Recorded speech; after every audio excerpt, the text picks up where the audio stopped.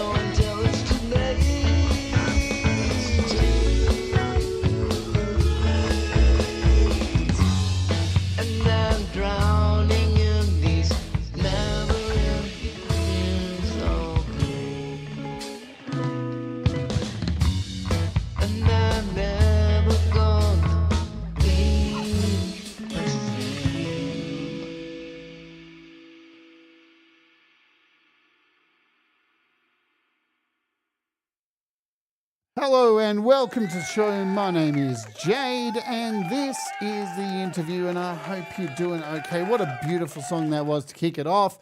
That, my friends, was entitled It Can All Go Away by today's guest, Doug Kidder. Is everybody doing well in the chat? I see there's a good number of you hanging out, so thank you for coming along. We got a Doug Kidder emoji in the chat today if you want to slap that around. Gish, gish, gish, gish. Give it a slap and a tickle because we got 2 hours to kill, playing some great music and finding out more about your friend and mine, Doug Kidder. So I'm going to try my very best today to keep the energy up because today is going to be a crazy day after I finish this show. If you don't know, I'm going in for a brain scan today. Not looking forward to it. Anyway, whatever. Let's bring him on. So you may have heard him around the community. You've probably seen him around chats. You probably saw him on the community. What's it called? The Community Pulse. Sorry, that's the brain scan shit going on. So he makes great music. He is a fucking familiar face you will see around. Anyway, his music speaks for itself, but we need to find out more because on the Community Pulse, he was there chatting, but it was in between the shipping reports. And we can't have shipping reports during today's show of your songs being pasted over and over. So everybody in the chat, hello to you. We'll do a call out to you all in the next, 25 minutes or so after our second song like we always do. But without further ado, let's bring in this generational talent, Doug Kidder. Boom. Hi, Doug. How you going? Good. You excited? I am. Whoa! That's good. I'm doing my best to get pumped up and excited. I'm excited. That was a great song. Tell us about that song, my friend. That song was written for my mom. And I did it just a few weeks after she passed. I lost her right before Christmas. And I kind of did that song as just a therapy thing for myself, and I really didn't plan on releasing it, but then it turned out it was really good, and I thought, well, I'm just gonna make a video and release it, and so I did. Well, it's beautiful. So thank you for sharing it, and we've got a whole bunch of songs to share today. And so how many interviews have you done, Doug? I think this is like my second. You know, they say the first is always the hardest. The second, you just want more and more after it. You know. Well, the first one, I need to redeem myself from the first one, so that's why. Why? What was wrong with the first one? Hang on, give you. I want to hear your appraisal of the Community Pulse interview. It was good, except I kind of I had these moments where I just kind of I didn't think I was nervous, but I kind of, and I watched it back once, I think twice, and I couldn't watch it anymore. I mean, I can't really watch myself on screen. Yeah. See, that's where you went wrong. Never go back and watch yourself, because you just sit there going, God, I'm an idiot. I'm such a, you know, that I think that kind of thing can sometimes add to the stuff that goes on in our heads as a musician. You go, it's so exciting to do an interview, then you go and do it, and you're in the moment, you do it, it's amazing, and then you go back and watch it and just go, oh, I wish I could have done this different. And it's just not healthy, is it? And the thing about it is all I could remember was drunk stories. It's like, you know, I have a lot of stories that aren't involving alcohol, but that's the only ones that seem to come to mind. And it was like, and JJ's going, well, we might need to do an intervention. Well, at least you're not like Brad, where every story involves a brothel. So, you know, that's one thing. Well, I have a few of those too. Oh, so. Right. Well, I'm sure we're going to get there today.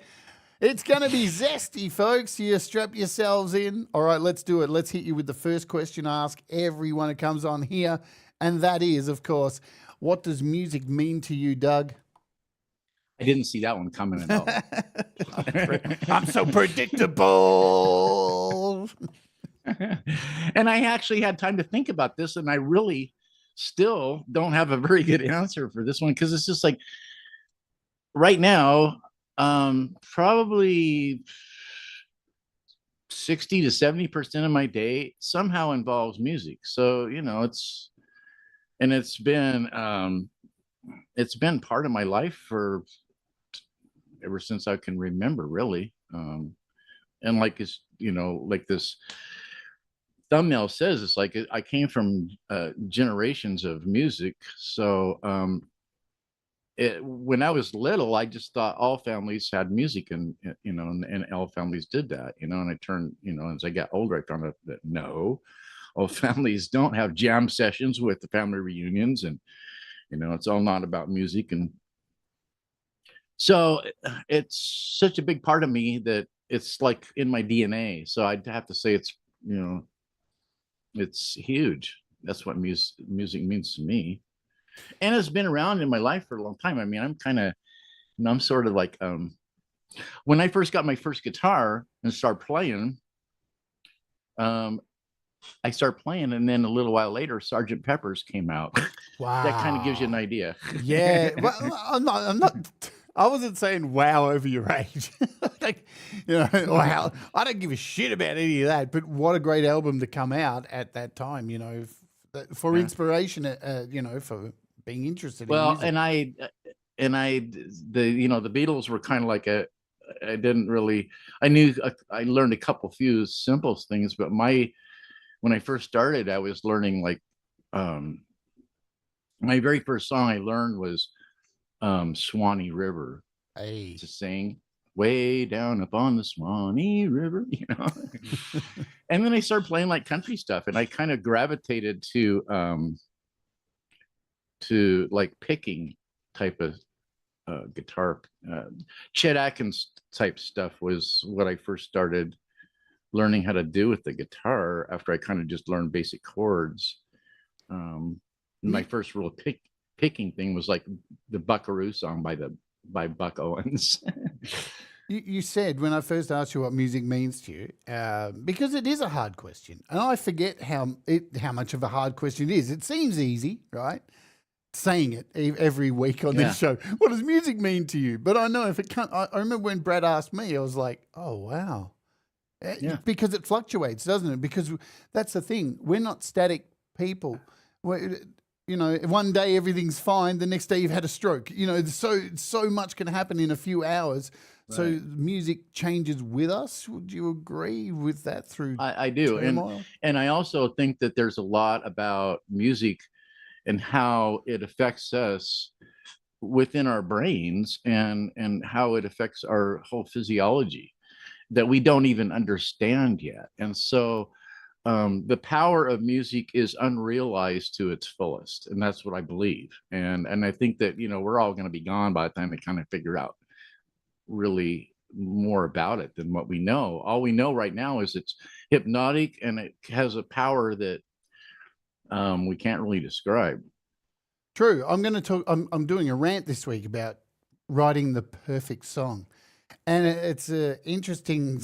Exactly. That's the thing, because music is non-static. It changes with trends. It changes with political movements, with an overall population of depression, or if there's anything. The style of music, and the music has changed so much in the world. Like, music has moved mountains, hasn't it? In the Absolutely. 70s, music reshaped the way we were going as a people. And Absolutely. These days, it's kind of interesting to go, I wonder what music's going to save us now. I don't think Katy Perry's going to do it somehow.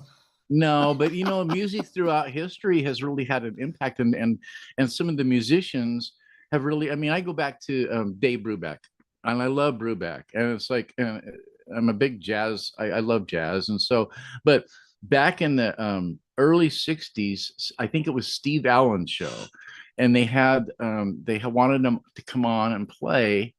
And then they found out that Gene Wright was black. He was their bass player, and they didn't want him to be on television. Well, wow. Brubeck said, "Forget that. If you're not going to include all of us, then none of us are showing up." And so the network finally gave in and said, "Okay, well, we'll show all of you." But it was like this big struggle, and it was like musicians who stood up and did the right thing. Yeah. And it's like, and I continue to think that when it comes right down to it, musicians are going to be, it's going to be us that ends up kind of steering the boat, kind of in a way. Well, I hope so. I hope so too. Because that's going to be fun, isn't it? Like a whole bunch of people who suffer with anxiety and fear of rejection through their music coming together to shape the new world. I'm all in for that, Absolutely. Well, it's got to be better than where we're going at the moment. Well, we certainly have our share of flakes too. So I mean, absolutely. And I think we've got our work cut out for us this time with music. We absolutely do. Yes. We better all start writing. You got that, guys in the chat? You start writing some fucking music. We got to save the world. Yeah. Doug, the music that was played in your household growing up, being in a generational house of musicians, Who were some of these artists? Did they influence you? Who were the ones you hated that you couldn't stand and went, you locked yourself in the bedroom and went, la, la, la, la, la, I'm not listening to this? Wow.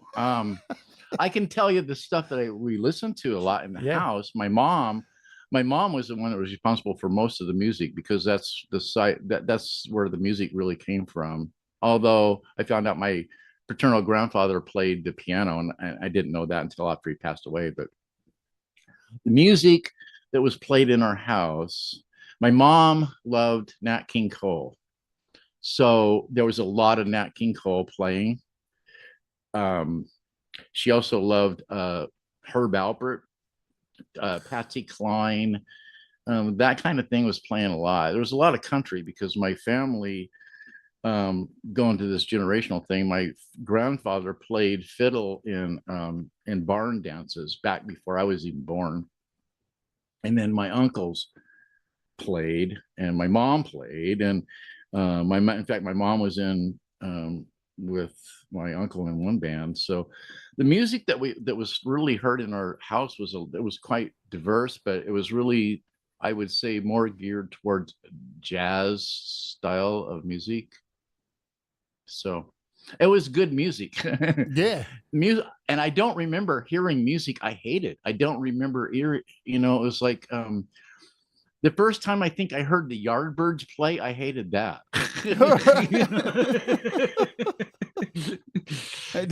I mean, it was like, and I didn't really know what I was listening to, but when I've listened to and I've seen that, I've watched that footage after that, and it was like, I mean, I love Jimmy Page, don't get me wrong, but when I first heard that guitar in that song, it was just terrible, and I just thought it was noise.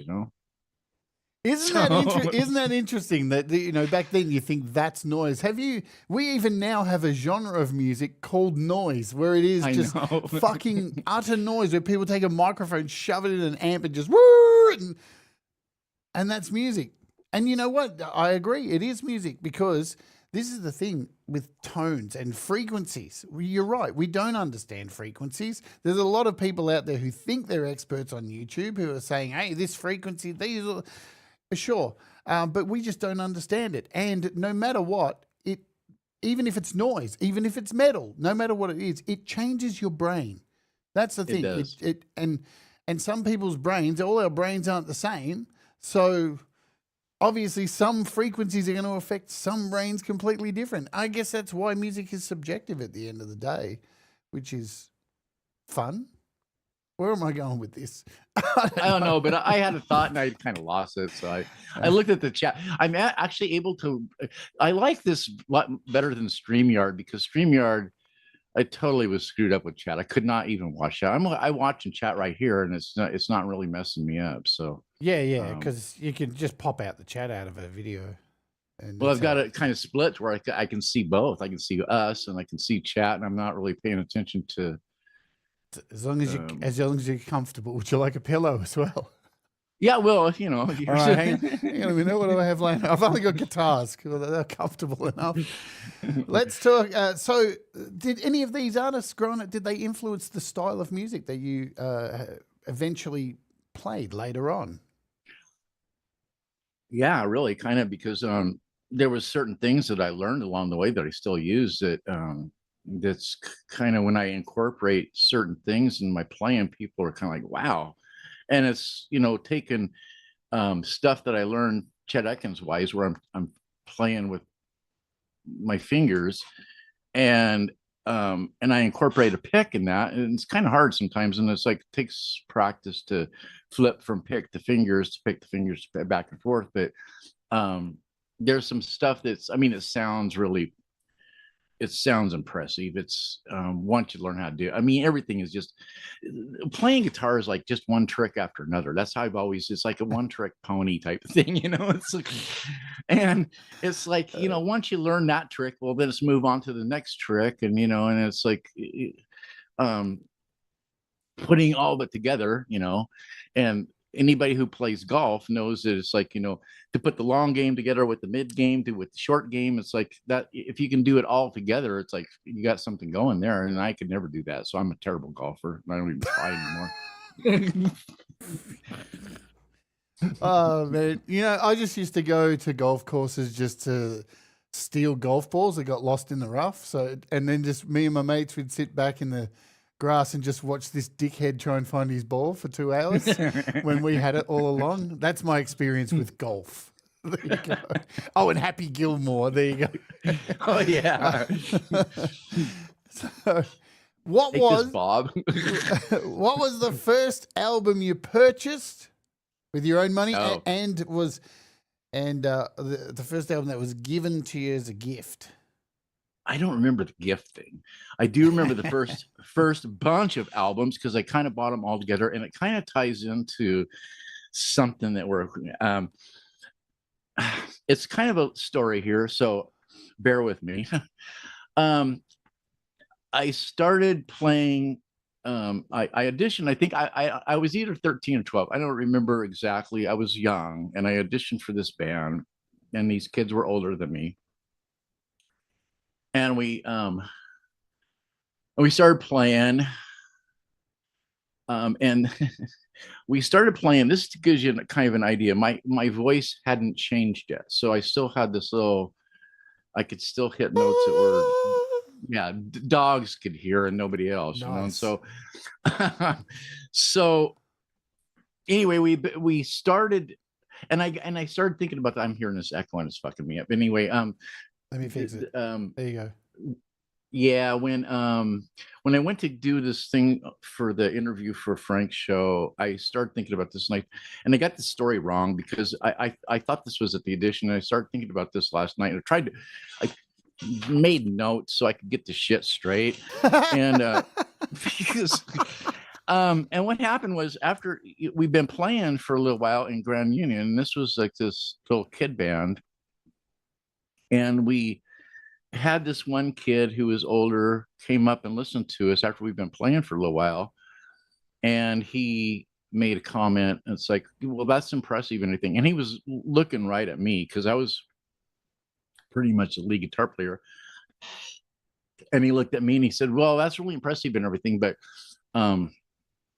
until you can play Stairway to Heaven by Led Zeppelin, and I'd never even heard of that band before, and I never heard of Stairway to Heaven or anything. And this was in the spring of 1972, and that album had just been released in November of 71. So this thing had just been out,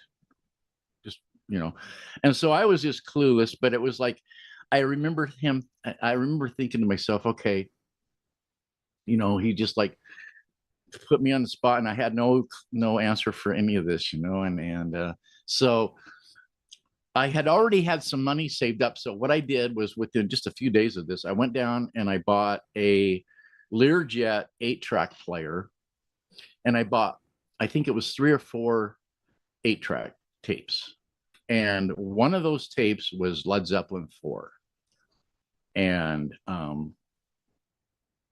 was on my way to learning Stairway to Heaven because I wasn't going to be able to say, no, I don't know that song.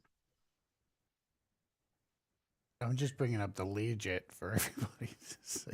Yeah, it was different than that because it was all one kind of unit. It was one unit that had the speakers you could take apart and separate them, and it wasn't a car. It was like a little. It was a boom boxing. It was like, oh wow. There we go. It kind of was like, they made a lot of these. Yeah, they did. These are what you find in. They would use these in a lot of television and radio cartridge. They still use cartridges a lot in radio. Is that what it is? It looks like a cartridge.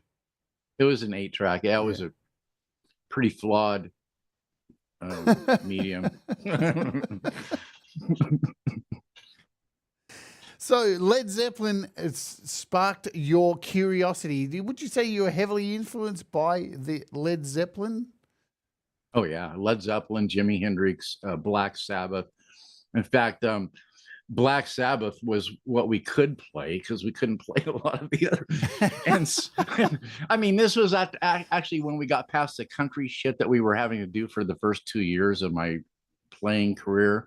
the drummer and I decided that we'd had enough of that crap, and we were going to make a rock and roll, because we were playing when we first started playing out. I wasn't even playing my own guitar. I wasn't playing through my own amp. I wasn't playing through, and the kid whose guitar that I was playing through, his dad was this real estate tycoon guy, and he was in his mid-50s, I'm guessing. He seemed really old at the time. Of course, I'm older than that now, but he seemed really old, and he basically just kind of, once I did this audition with this bunch of players, that basically the bass player was just rote memory of what notes it was. There was no clue on music, but the guitar player knew, but he was about the only one. And then I came in and I started playing this other stuff, and immediately his dad picked up on it. So then that band kind of blew apart, and they grabbed me, and we got this drummer who was actually a year younger than me.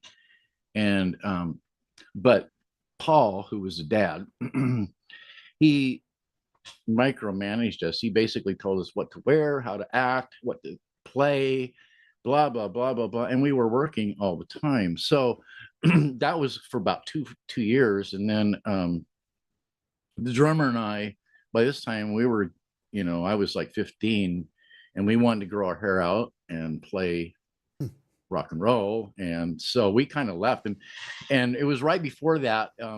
It was becoming summer, and my mom and dad had split up, and my mom was getting ready to move to California, and Paul Shane called us. Shane, his son, he called and said, well, we've got this tour lined up for the summer that's Southwest to California, Arizona, and Nevada and all this, but you got to cut your hair. So I mean, that was like, forget that. I'm not cutting my hair, and I'm not doing this tour, and I'm sick of playing King of the Road, because that's what we're playing a lot of Hank Williams, and it was all country pretty much, and we threw a couple things in there that was kind of rock and roll. I mean, spiders and snakes and shit like that, but it was country. And so,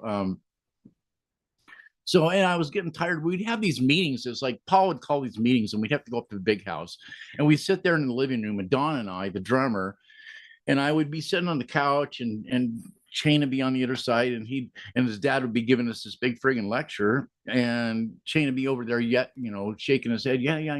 This is what we need to do. Yeah. And Don and I'd be like two little mice in the corner, just kind of going, okay, well, yeah, I guess we're going to have to do that, So, and after 2 years of that, we finally got tired of that crap, and we decided that, we were just going to do our own thing. And I moved to California, and, but I came back shortly afterwards. Can I hold you up? You're jumping way ahead of me, mate. Way ahead. I'm still when you're a kid, and you're like over here. I'm like, oh, where's he going? No, I was still a kid at this time. I was still a kid. Dude. So how old are you here at this time? I was 15. All right, so 15. But all right, so that's pretty wild, man. When you're thrown into that situation and playing, that's just. I want to play a song, right? And we'll come back. We're going to go back and then catch up to here. All right. I don't want you to spill your cookies before we're all done. Jesus Christ. Oh, I've got a lot of cookies. God. Everybody grab your milk. Doug's got a lot of cookies, and he's got no problem wanting to dip them in your milk. Where the hell did that go? No, because I want to play this because we're talking about Led Zeppelin. They've been mentioned, and normally I won't play a cover in these interviews, but I heard this. So it was on Thomas Christ's show, and you'd messaged me and said, I'm doing this video clip. I'm making a clone of myself, and holy shit, dude, you dropped this song, and this is one of the best covers I've heard in the community all fucking year. So there was no way I couldn't play this because it's so good. Look at them all in the chat. Cookies. Oh, here we go. Here come the cookies, everyone. Also, thank you, Jamie Lynn, for the kind super chat. Much love to you, evil bitch. I love you so much. I want to play this track. This Going to California. Let's play it, Led Zeppelin cover, and then we'll come back and talk about it because it's just a banger. It is so good. The clip's good. It's really awesome. There you go. So let's do this, and then we'll come back and talk more. I'm ready to go. You ready to oge? My friend Doug? Let's oge, baby!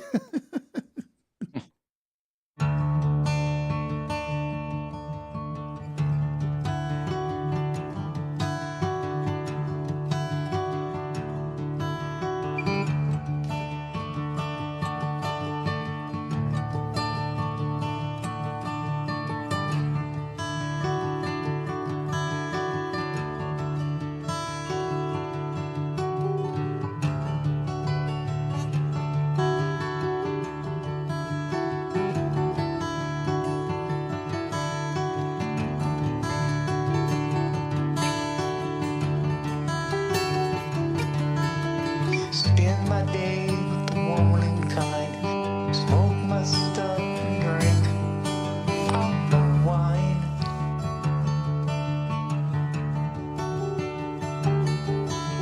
Made up my mind to make a new start. Going to California with a naked in my heart.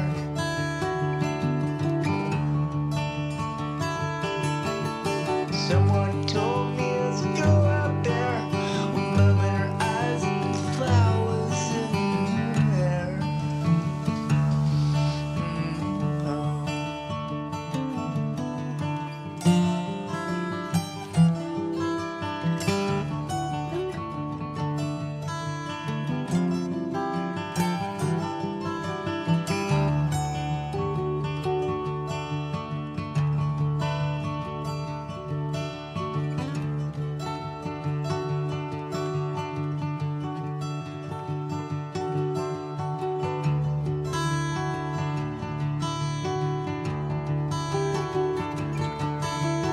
Took my chances on a big jet plane. Never let him tell you that I'm all the same.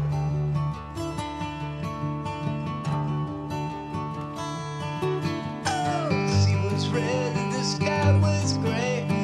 Wonder how tomorrow could ever flower today.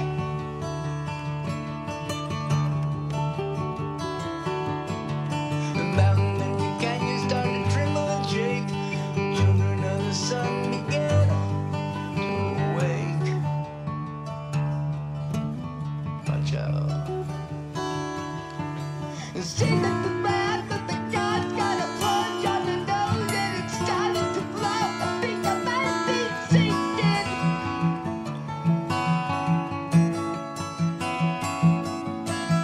It's only a night in my region of time.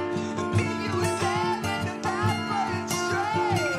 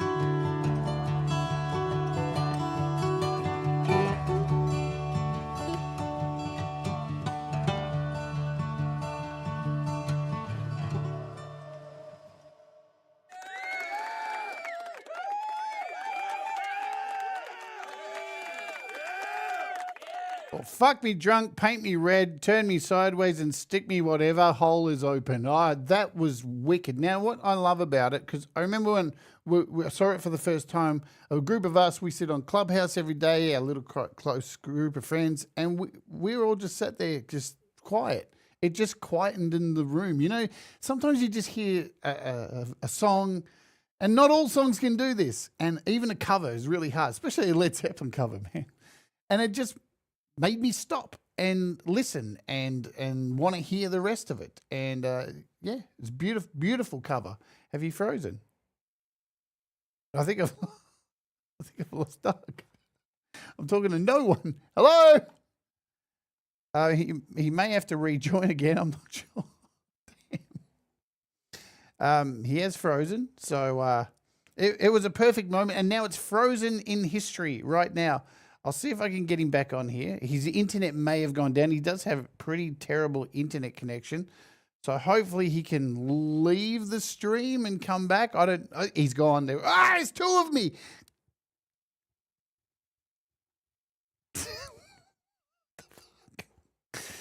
All right, we'll just come back over here to me for a second. And hopefully he'll rejoin the call. He's got is he in the chat still? He's got pretty shitty internet. But what an incredible cover. Hopefully he'll join the stream again, or we'll wait for him to come back. And if not, I'll have to play another song and go for it. But yeah, his internet has been patchy at best. So there is that. I'm just waiting for him to join. Maybe. Sometime. Russ, it's Russ's fault. You caused all this trouble. But what a great song, don't you think, folks? Like, again, I'm not a massive Led Zeppelin fiend. Yeah, absolutely not a Led Zeppelin fiend. But that song just, when I heard it, I was like, it just is an effortless piece of recording. Is it perfect? No, what is perfect? But I'm telling you, it's effortless. That's what it looked like. It looked like it was completely effortless. I'll message him, make sure he's coming back. He's still not back yet. So let's see if he's around. Just give me a sec, guys. Here we go. Oh, let's see if he comes back. He's in the chat. Meanwhile, we'll say hello to you all while I'm waiting for this to happen. Let me get Zoom back up. So thank you guys for joining us. If you want me to do a call out right now, you know the drill. Type something so I don't have to go searching for you. We got Rise of Dark Leela, Thomas Christ, Gary Hubbs, Hugh, Jamie. We've got Semtex Cow. We've got Chris Lane Sr., Ed B. Metal. Who else do I see? Denise is in the house. Robbie Stingle. We've also got in here today Ali Grotel. Blah, blah, blah. I said Jamie already, did I? I think I did. Jamie Lynn. Russ is in the house. Joe Glenn. Jenny Jolivet. I saw Dom Torregrosa. Hi, Dom. Which camera have I got on? I've got that camera on. Right. Okay, cool. I still haven't got him back, so hopefully the interview's going to go ahead. Oh, man, I love this stuff. I love unplanned things. We'll just play another song to pass the cookies. Pass the cookies? Why did I say that? Because I saw this line here. He's having cookies without us. Cookies! It sent me to him. He's typing. Oh, he's just typing. Where is he? I can't see him. You know what? Can I just... Oh, there he is. Hold on. I just want to say this to YouTube while we're waiting. Hey, YouTube, I just want to get personal with YouTube for a moment. Hey, YouTube, I know I work for you and stuff. You're my employee and all this kind of stuff. But, hey, you know this XP thing with the chat? Can you fuck it off? Can you fuck it off? It's really fucking boring. And it fucks my chat up and everybody's name is all screwed up. And YouTube, it's kind of shit. Nobody cares about XP. We're not here to compete for comments. We're just here to hang out and support each other, YouTube. I hope you're hearing this. The XP shit, it's crap. It's boring and it sucks and nobody wants it. And it just looks ugly in the chat. So go fuck yourself, YouTube. There you go. I needed to get that out because my chat has been screwed for the last, 4 days, 5 days, and it doesn't seem like it's ever going to get fixed. And you know what? There's no way to reach out to YouTube because they just don't give a shit. They absolutely don't give a shit. Where are we? I'm trying to find what Doug has said here. Sorry, I went off on a tangent now. I just can't see anybody's name. Doug Kidder, hold on. He's typing, so he is writing stuff. shall we play another song? Let's just do it. Let's play another song. We'll grab this one while we're waiting for him to join, and then I don't have to speak a load of nonsense while we're waiting. Give us a sec. And, XP sucks. It does. XP is rubbish. Let's do it. So, let's blow up. That's a great idea, Gary Hubbs says. Did you know you can send feedback right through the app? Let's all blow up their inbox. They deserve it, man. It is a pain in the ass. And what is it for? Like, really? Does it change anything? I don't know. All right, let's play this track. This is Avily. Now, I'm pretty sure this is a Frank Terzo. Oh, here he comes. Oh, we've got him. We've got him. We've got him. Hang on. Is he back? Just give us a second. We're not going to play a song? Maybe? No, it's still me. I've accepted him. Here he comes. There he is. I'm back. Hey, he's back. What a pain in the ass. Hey, it's live TV. What are you going to do, man? You know what I'm saying? Like, it's just up to me to try and keep the ball rolling. But I'm cool. We got through it, dude. What a great song. What inspired you to do that cover, and how did you pull it off so spectacularly? Actually, I was talking with my friend Ron Ward, which most of us here know, and I sort of committed myself. I said, because I was thinking about doing that anyway, and so I sort of committed to doing that song by saying I was thinking about doing it to him. And a lot of times when I do that, that's kind of me committing myself to doing it. And so I went on the internet and I found that concert that I referred to, the Earl's Court concert, and I thought I could do it with that. I mean, watching all that, John Paul Jones, Robert Plant, and Jimmy Page on those stools, and you've got two people playing those instruments, and I thought, well, I could do that, and I know I could do that voice. I've had 53, 54 years of practice, so I could do that. So I decided I could do that song, so I set out to do it, and I've always loved that song. I love that whole album. It's a beautiful rendition. It really is. Thank you. It's really pleasant when you like I was saying before you got knocked offline. Sometimes a song just hits and everyone's attention goes to it. And something's good when you stop, right? And that's a really hard thing to do. We can write 1 million songs in our lifetime, but to actually write something that makes somebody stop and go, I want to hear about it. That's tougher than what you think. With the saturation of music that we have, and even just in our community here, there's so much music released every day. I know. It's so hard to keep up just with that. But then there's those, and most of my music collection is based on songs that made me go, huh? What's that?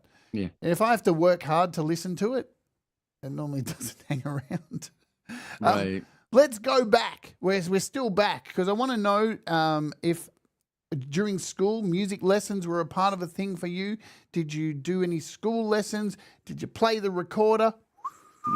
Did you do any of that? And did you have a music teacher that maybe you hated or hit you with a ruler or any of these kind of music stories? Tell us. I actually, I think we played recorder when I was like in 3rd grade. Wow. And it didn't stick? I mean, well, anything musical always kind of had something, I just like putting things in my mouth. Well, there's that, and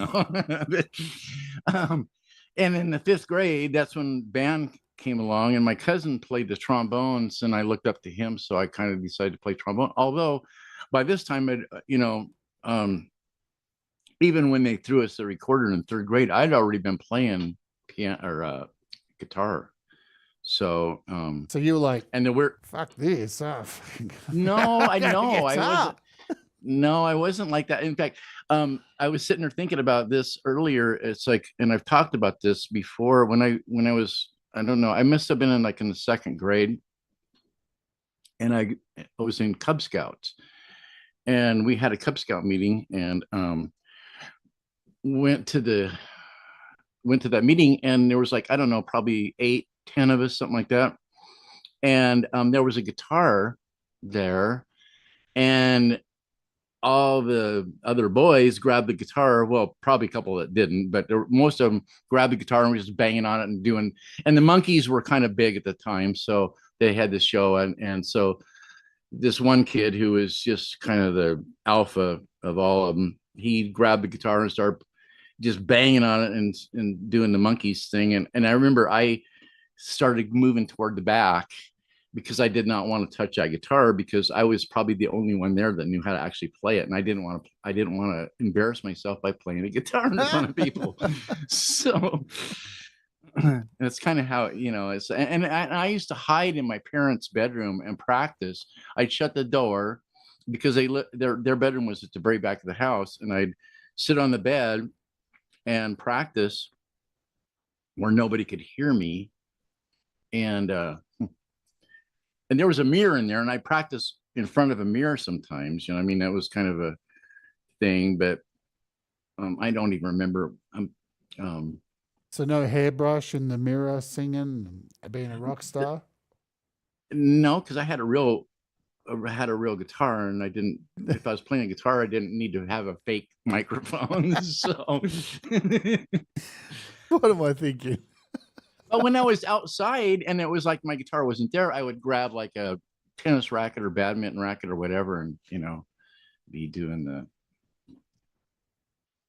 So did this lead to playing in bands? Was school, did you play in any bands at school with people and do that kind of thing that led to actually getting on the road?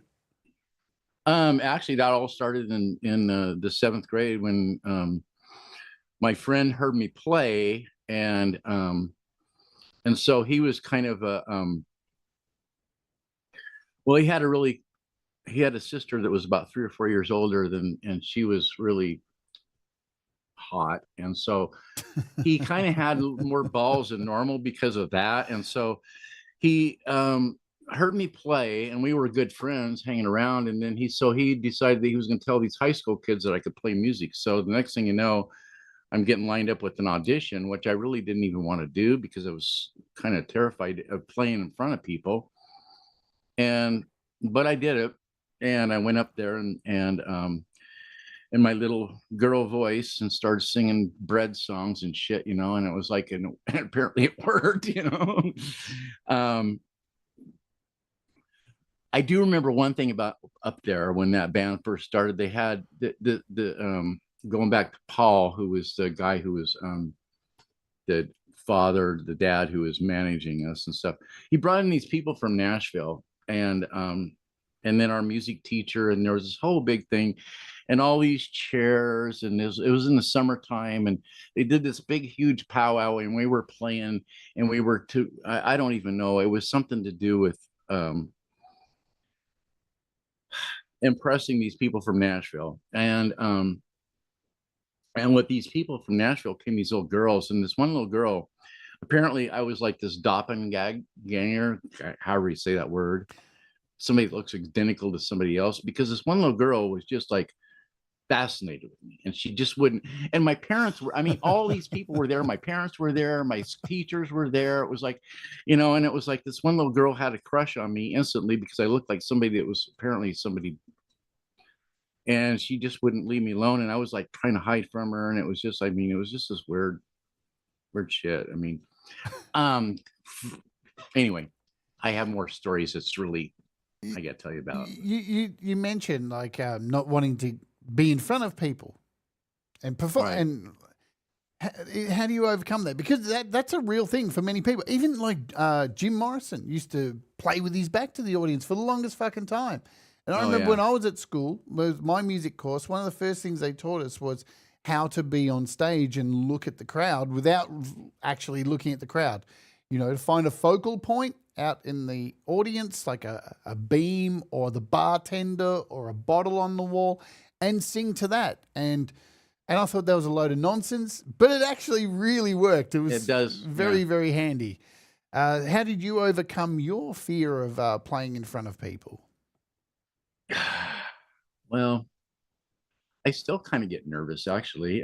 But once I start playing, then it's like everything just kind of mellows out. But my mom, when I was little, I mean, she would like, my parents would have guests come over, and then it's like, you know, oh, Doug, can you go get your guitar and play for you? You know, and it was like, so I would be put on the, which I hated that, you know, and I remember my sister had a birthday party. It was a surprise birthday party. So all her little girl, and my sister is 2 years younger than me. So my mom decided that she, and her birthday's in June, so she decided she was going to have this big surprise birthday party. And to make it look like it was just like a normal day and everything was normal, I was to be playing my guitar in the living room, and there was all these little girls hidden all over the living room, and I was playing, and I was like so nervous. And my mom's like, I mean, it's just ridiculous. It's like, Mom, can't you tell? I mean, she's gonna see right through this. No, when I'm playing my guitar in this living room, I don't play like this, and I'm like really scared and tense. And but I mean, it was like something that eventually, I mean, it got to the point where I kind of knew that when we started playing, because I was playing such a young age in front of people, and we were doing it. I mean, once we started playing, we were playing every weekend. I mean, we were playing steady all the time. And I kind of realized that all I had to do is get past that first few measures of the first song, and I'd kind of relax after that, you know. And I mean, there, I'd look at the set list, and there'd be a couple songs on the set list that kind of like, oh boy, I'm not looking forward to when that song comes, you know. But um, for the most part, the nerves would start kind of dissipating after the first few, you know, chords or whatever, and then I kind of relax and mellow out with it, you know. I love nerves before a gig.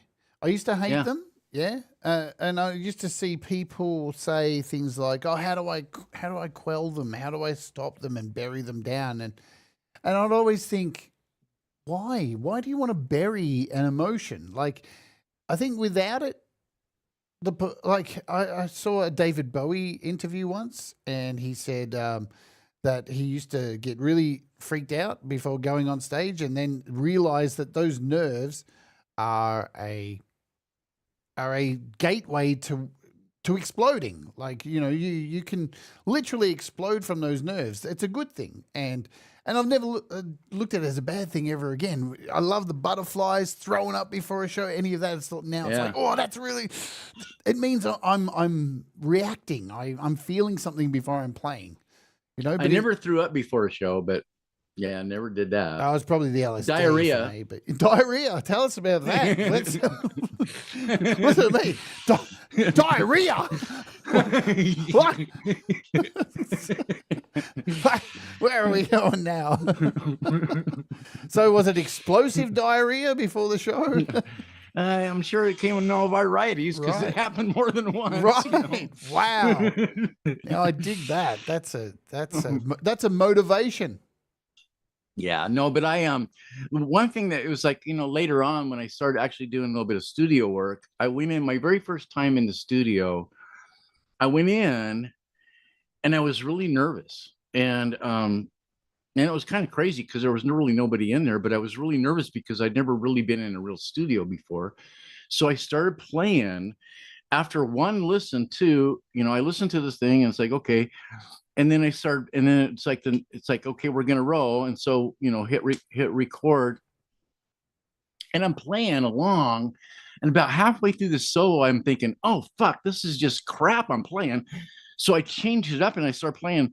And it was like, and everybody went fucking crazy. It's like, you know, and I wanted to do it over again, and they wouldn't let me do it over again. And so it's like, and so the rest of the night we sit there till like 5 o'clock in the morning, listen to this shit over and over and over. I mean, just fucking crazy, man. Sorry, I've got a shit falling down on me. It's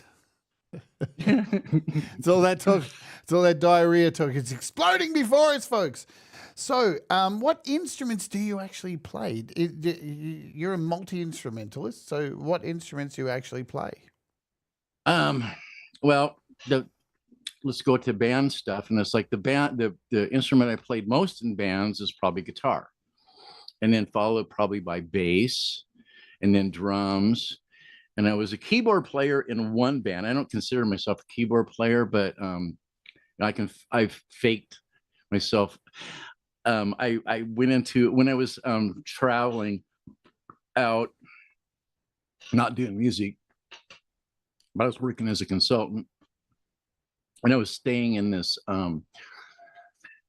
hotel in Madison, Wisconsin, and there was a grand piano in the lobby, and I just went in there and started playing it. Well, the next thing you know, people are buying me drinks and people are requesting songs, and most of them I didn't know, but I mean, I'm playing piano, and I play probably for about an hour, and people think I'm a piano player. It's like, well, I kind of can fake my way through it, and sing some songs and stuff, but it's like, yeah. But that's but I was in one band where I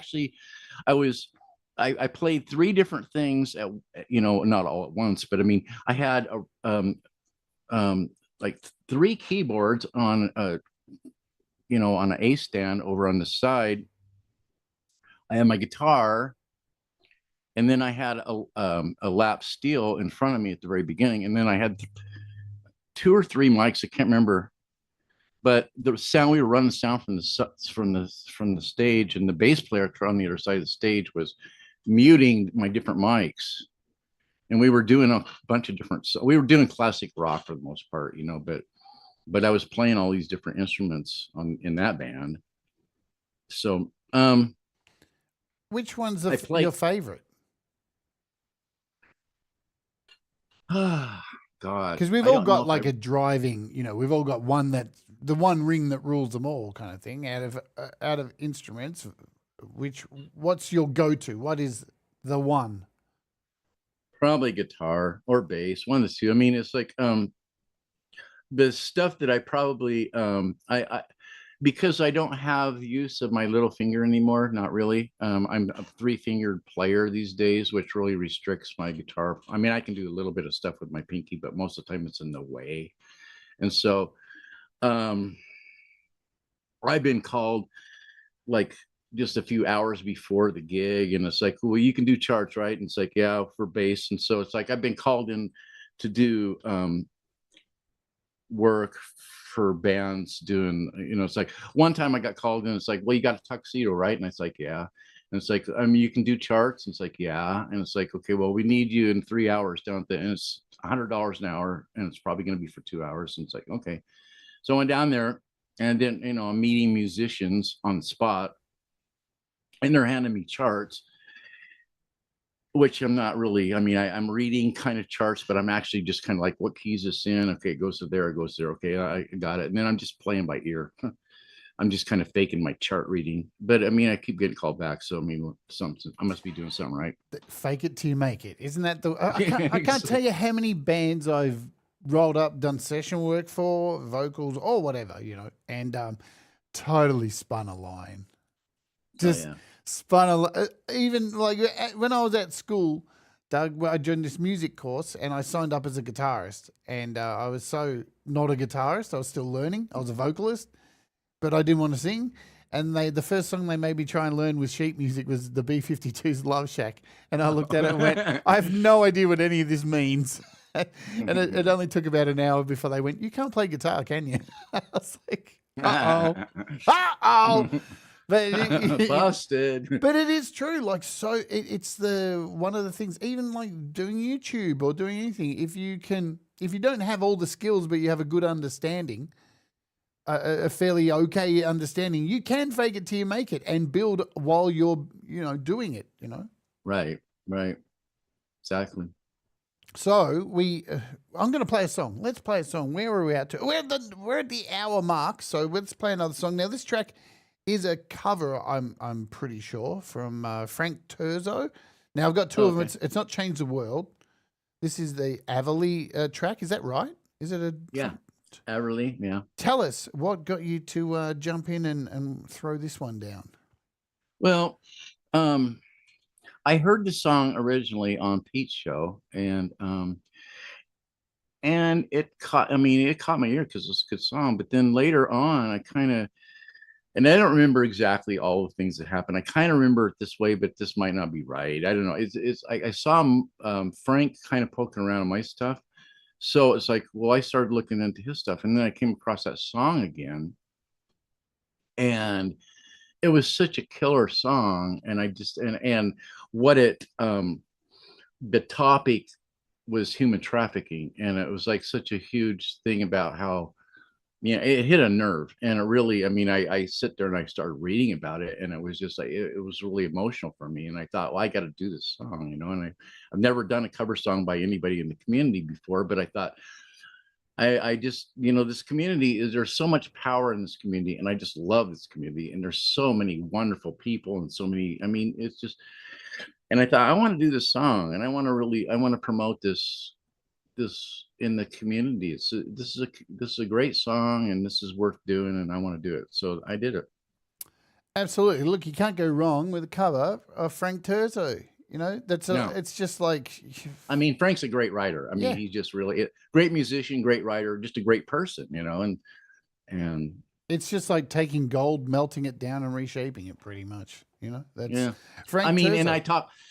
and I talked with Ron about this song a little bit too. And I said, basically, and I told Frank, it's like, I like your version better than my version, but because my version, and I was talking with Ron about this, and it's like, my version is kind of like I'm jamming to a Frank Turzo song. It's Doug Kidder jams to Frank Turzo, because that's kind of what it was. His was polished and produced really well, and mine was kind of like, a jam by Doug Kidder. So That's the intro. Let's ode.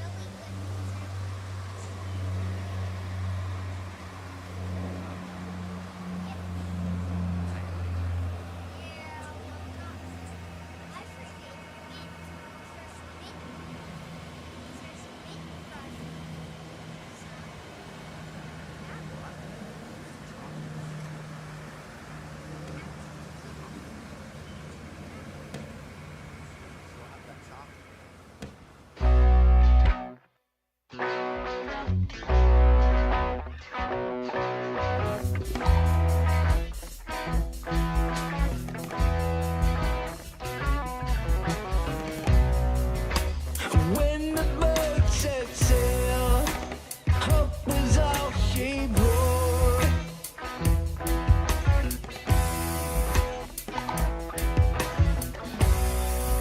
A glimpse of happiness, a chance to chase a dream.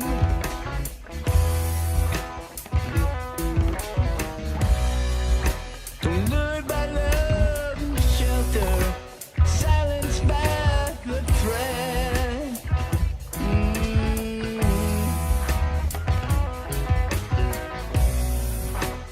Left a broken home, found a broken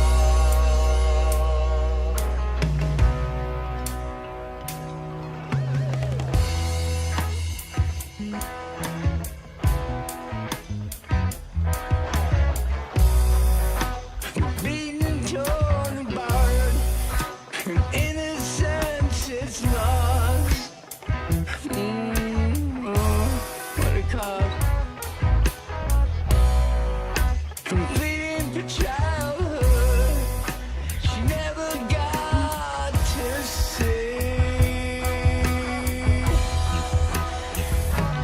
Everly,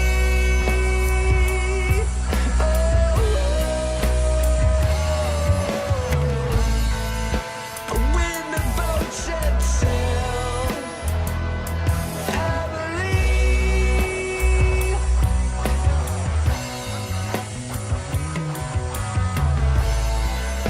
A whisper in the evening, Everly.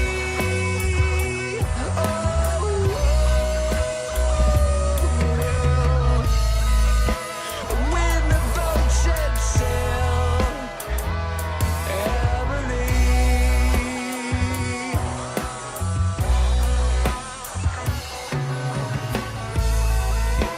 A whisper in the evening, Everly.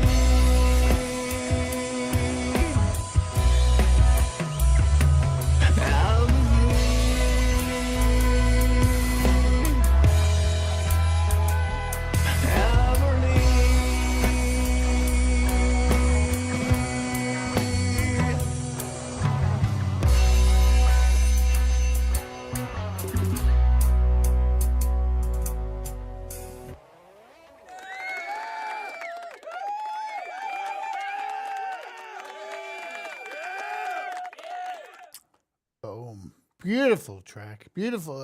A great track. Recovered. Beautiful stuff.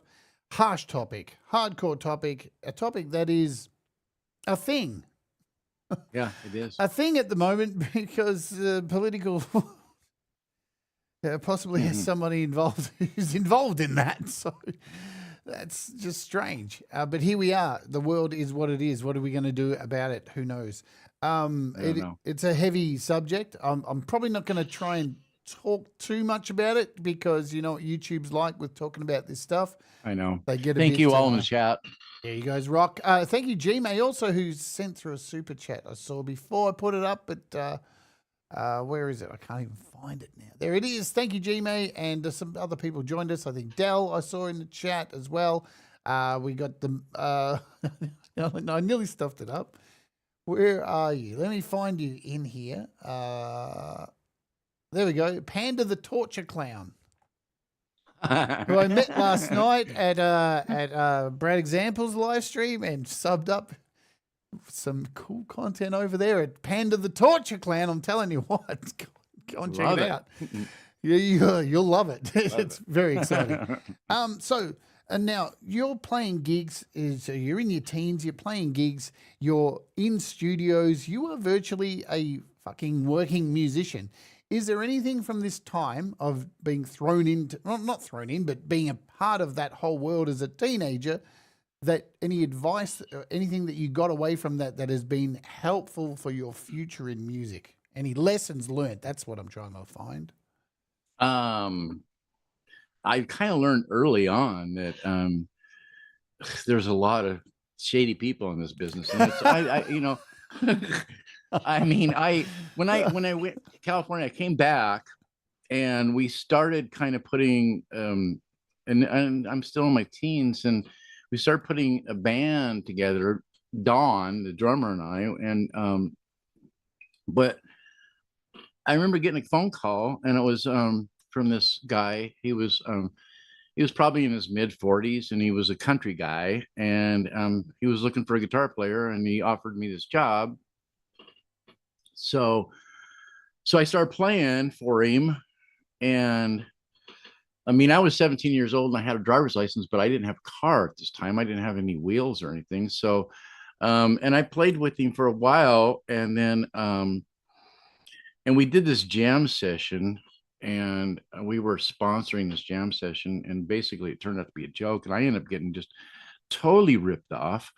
And he made a lot of money, and I made very little, and I ended up out on the highway with my Gretsch, thumbing a ride home, and about 3 o'clock in the morning. And I just, you know, I mean, that was probably the lowest that it got during that period.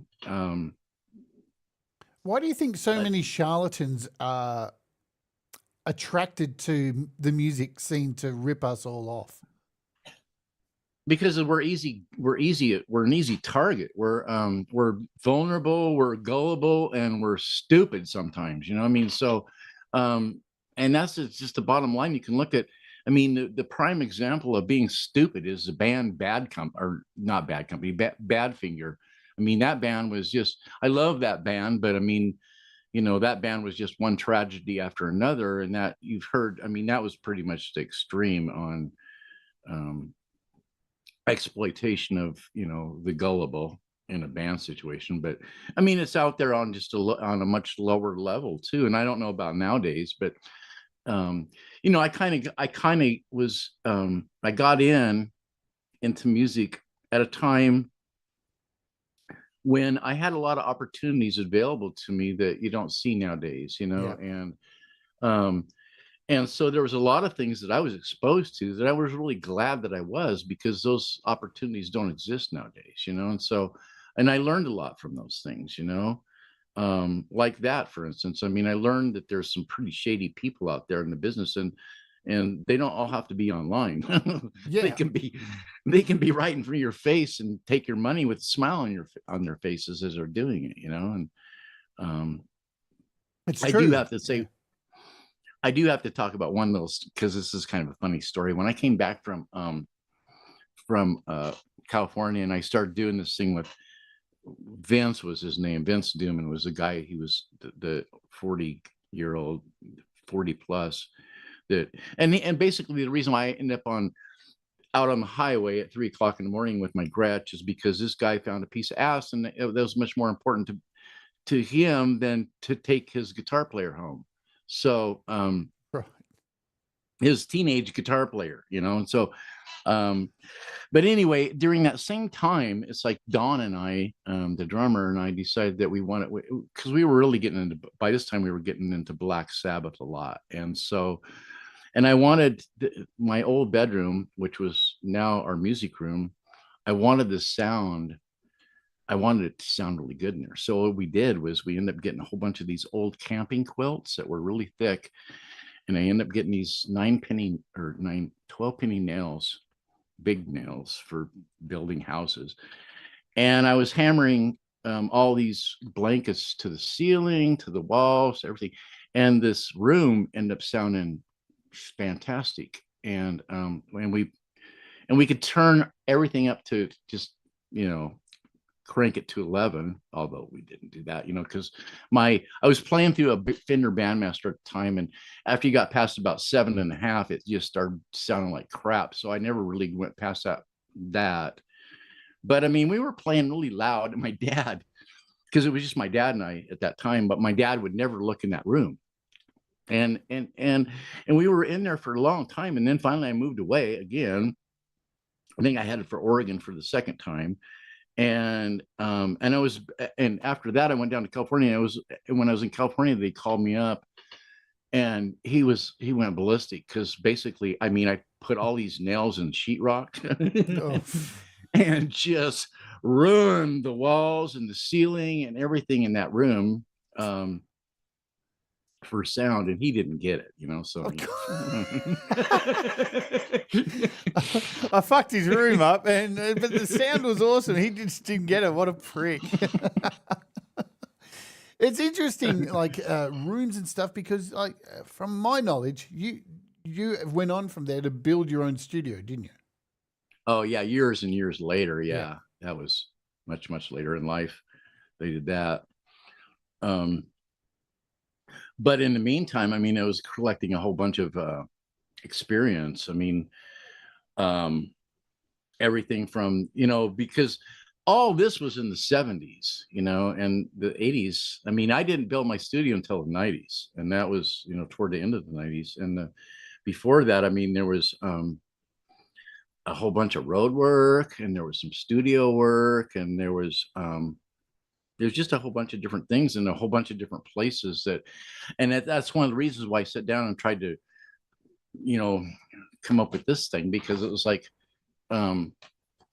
it gets pretty confusing, you know, when you, as far as what happened first. Oh yeah, that happened. Then And then that's when that because I remember when I was talking to go on Frank's show, I told him some stuff and I started thinking about it last night. And I was like, well, that couldn't have happened that way because I mean, it just, I mean, so it's like I'm looking at the signpost up ahead reads 70. So I mean, I've got an excuse for not having it all together these days.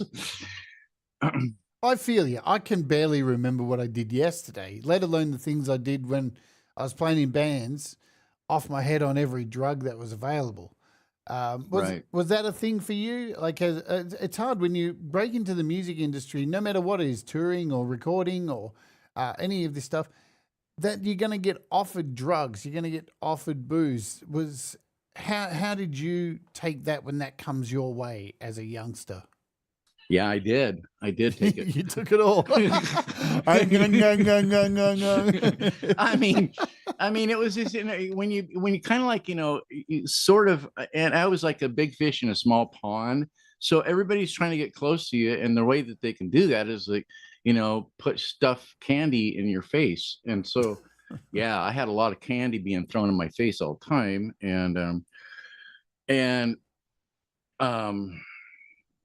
and this was before I grew up and became totally responsible, but Right. I really never, that Right. never really happened. Okay, but sure. I'm still working on that part, But no, I mean, it was like, I remember one club we played in, and this was in Coeur d'Alene, Idaho, and it was a nice club and a really nice club. And you walk in, and this was in the 80s, and you walk in there, and this was a road band that was in.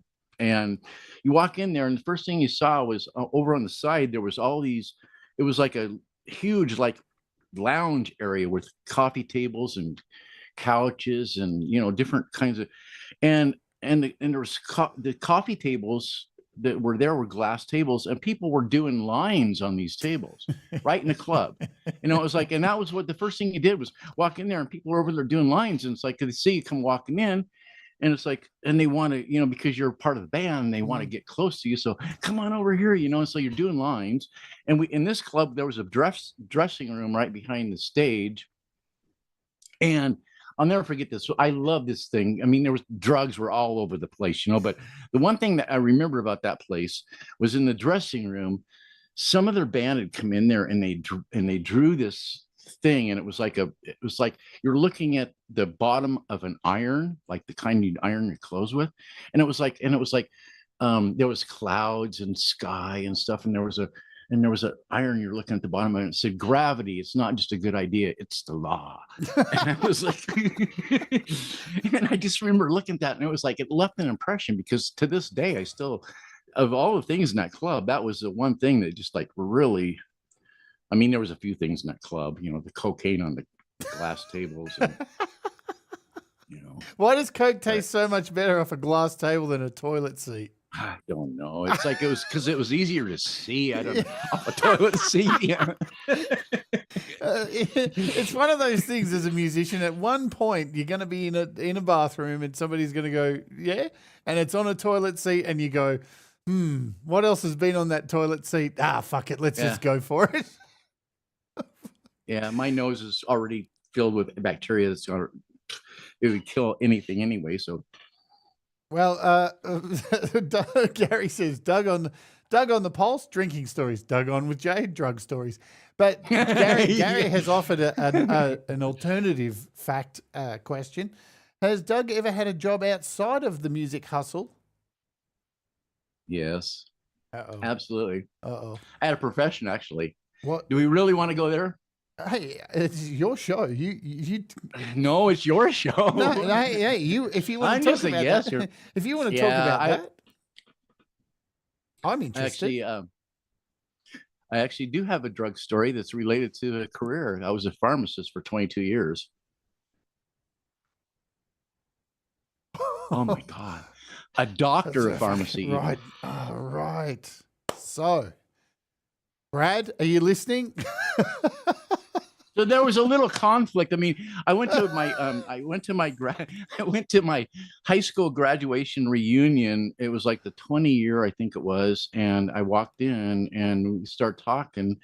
And one of the kids, because when I was a kid, I didn't have a straight lace reputation. I had a pretty shady reputation. Wow. And I mean, I had kind of an all over the board reputation because I Why? played sport. Well, I played sports, and I was also a druggie. So I was a jock and a druggie, and I mean, it was kind of like a combination of confusion, you know. I mean, so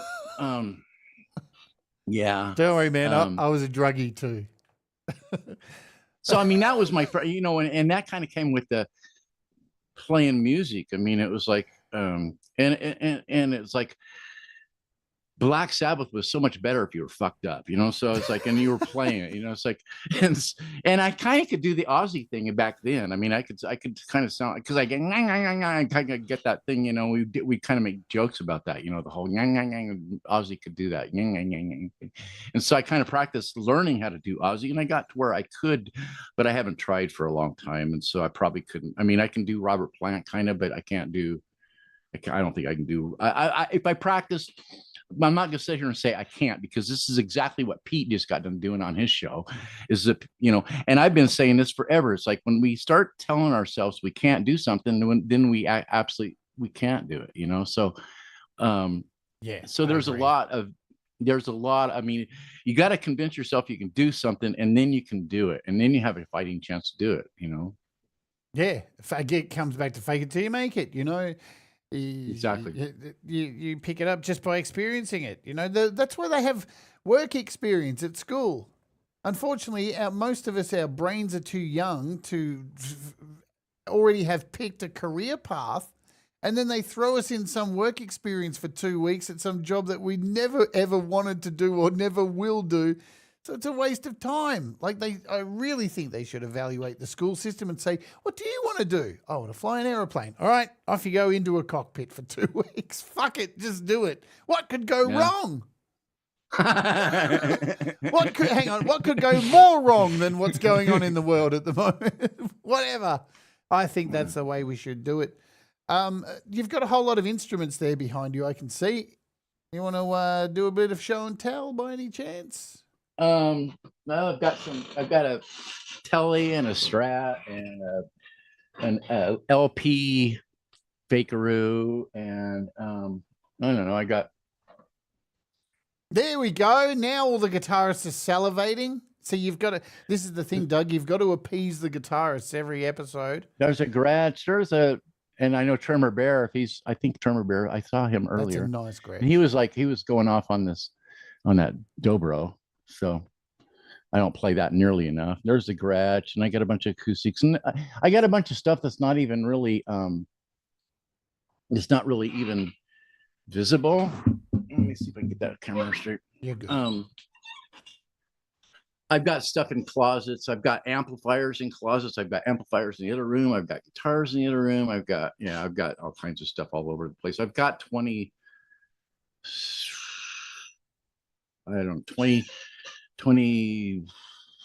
22, I don't know, guitars or something like that. Fuck. I thought I had a lot at 13. I'm glad you don't have them hanging on the wall as well. I don't like guitars hanging on the wall. I used to have them hanging on the wall. It reminds me of the shop. It just reminds me of the shop. Why would you go and buy a guitar from the shop hanging on the wall, go take it home and hang it on the wall? You should be playing it, not hanging it on the fucking wall. It's just my opinion, whatever. I talk a load of nonsense. I'm interested in you building a studio. Oh, you know what? Because we're going to run out of time. We only got half an hour left. Let's play a song. Play another song. We'll play Change the World because it's short. This is your rendition of Frank Turzo and JJ's song, which a lot of people have covered. So let's bang this one out. I think we know the lyrics. Does everyone know the lyrics? Cha-cha-cha, change the world. It's really... Yeah, and on this song, what I did was I kind of went into my what I did in the 90s. It kind of led to me building the studio. I mean, there was a few things, but this was one of the aspects. People would come to me and want me to fix their song. It's like, this is my song. Can you do something to make it better? You know, so I would, add parts or whatever. And so that became this producer type thing that I would do. And it's like, and I kind of got burned a couple times, but you're doing way too much, blah blah blah. So it's like, okay, well, I backed off.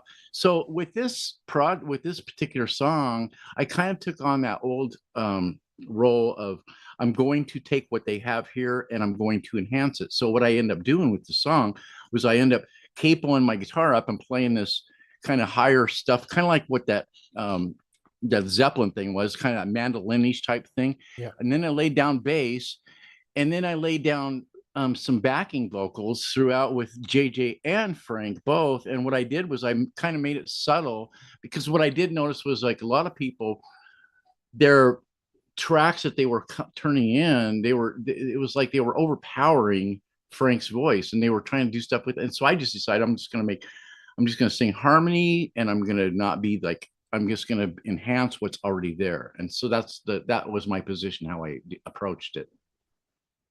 Lovely. Let's do it. This is Change the World, the community song by JJ and Frank that everybody's having a go at. This is Doug Kidder's version. Let's Oge.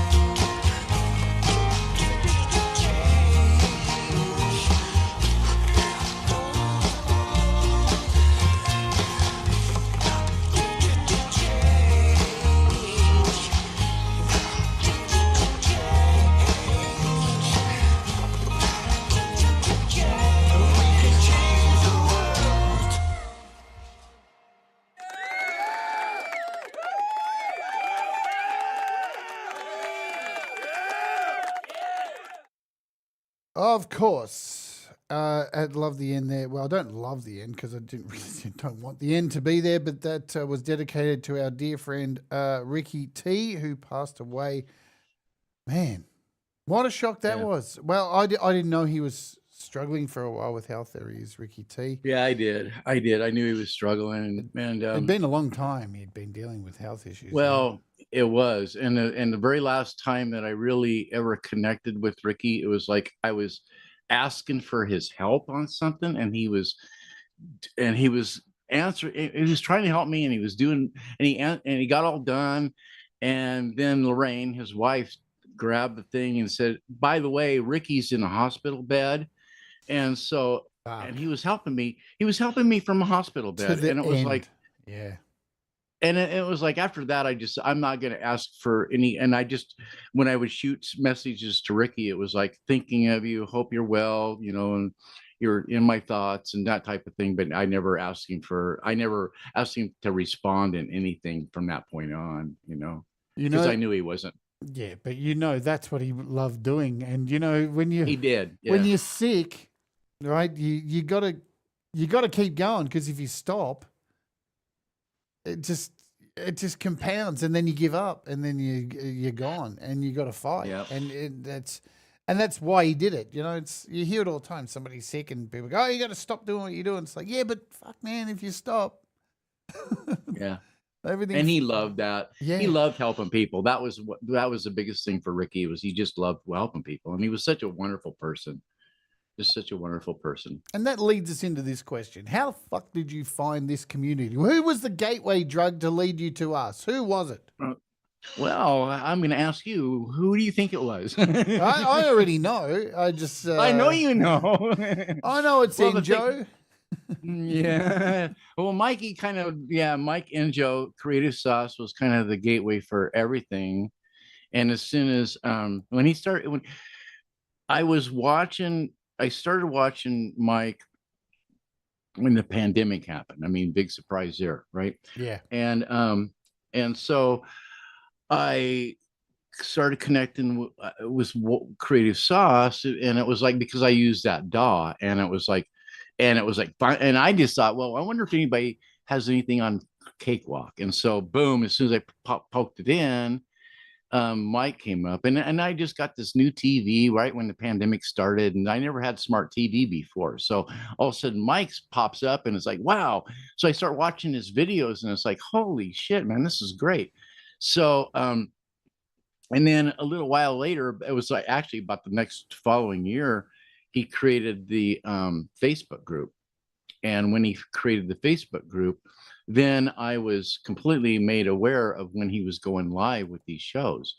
And it's like, well, I'm going to get on that. So I started watching those shows, and that's where I met you. That's where I met Pete. That's where I met Dan, Ricky, Ed, Marlon, Ron Ward. That's where I met Ron. And, so many people came through Mike's, and I just loved that. It was because it was so honest. That's the thing I loved about it. It was so honest. And I didn't agree with, I mean, there was probably every show, there was something that was said that I wouldn't agree with. It was like, no, I don't agree with that, but it didn't matter.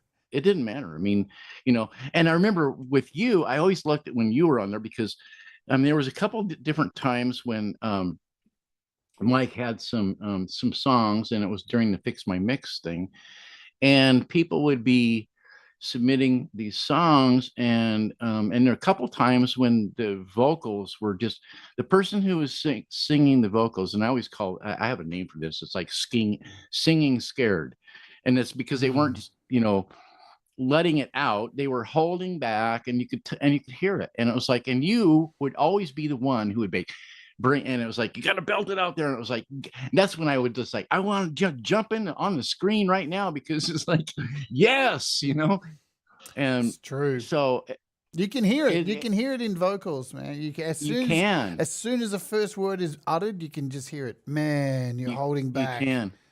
Yep. And people get confused, Doug. They think that you need to be like, screaming. And it's like, no, it's like you're passionately telling somebody you love them, or you're angry at them. Then you have to admit those feelings, or then it's not going to come across, And you're right and you're in that zone where you can make a mistake, because it's like you're not in your comfort zone anymore. You're pushing beyond the comfort zone, and you're pushing yourself to do stuff that there's times when range is ridiculous. And I'm just like, wow, you know. And then I try later and it's like, what happened to that? You know, I was hitting fucking notes in the stratosphere and now I'm really not. So It's a hard thing to teach, Doug. You still it there? is. It's a hard thing to teach. Why? Because I think because we're living instruments, and day to day everything changes. Our lives, the things that happen, our kids, our all this stuff, and it affects every single thing that comes out of you. What you eat, how you're shitting, what your health is, all this stuff. And they don't teach you that. I found out a lot of singing lessons that I went to when I was younger. They didn't tell me anything of that. It was just scales and all this stuff. And it's like, that's great. But how am I going to, who's teaching me how to look after myself? Because Right. if And the other I'm thing, sick, I'm not going to work. and the other thing too with it is you're when you do that and you kind of let go, you're really setting yourself up for how vulnerable you're going to allow Yeah. yourself to be. Yeah, You know? absolutely. And that vulnerability can be heard in the voice. And when you go there to the point where, you know, you might not survive this note, you might crack and break and fall apart and everything else, but you know, there's going to be something valuable from all that, you know. And when you start realizing that maybe I'm going to, you know, not fall apart on that, but if I do it right, it might be kind of cool, you know. And it's like, if I'm not holding anything back, you know, and you're right, it's not about the volume, it's about the control. It's like, and that's how you learn control. It's like the control. I used to do these, I had some songs that I would play to kind of warm my voice up, and one of those songs was John Denver Rocky Mountain High. And the reason why is because there's quite a range and you have to hit those notes in a certain way. I mean, it's not, you have to hit those notes with power and strength. And am I still here? Yes, you're still here. I'm just letting you talk. Okay. Well, I like it got to let quiet. I like to let people fucking talk, man. Go. I'm sorry. Well, the chat's not moving and nothing's moving, and Yeah, I'm I just know. like, okay, well, I don't know if I'm still here. You're I've been still worried about my connection this whole. I mean, for days now, I've been worried about this connection. We've done good. We've only had one break. Well, That's cool. yeah. Look, I agree with you completely.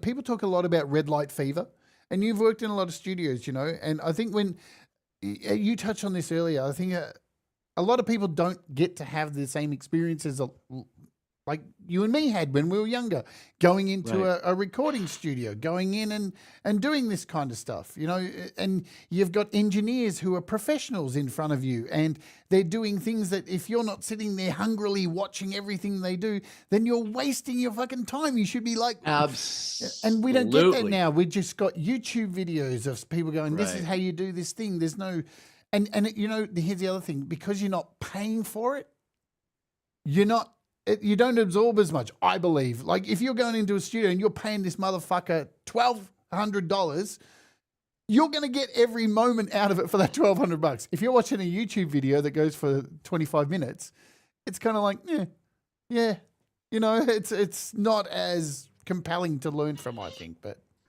I never paid for any studio stuff because I was always being invited to work on other people's stuff. right.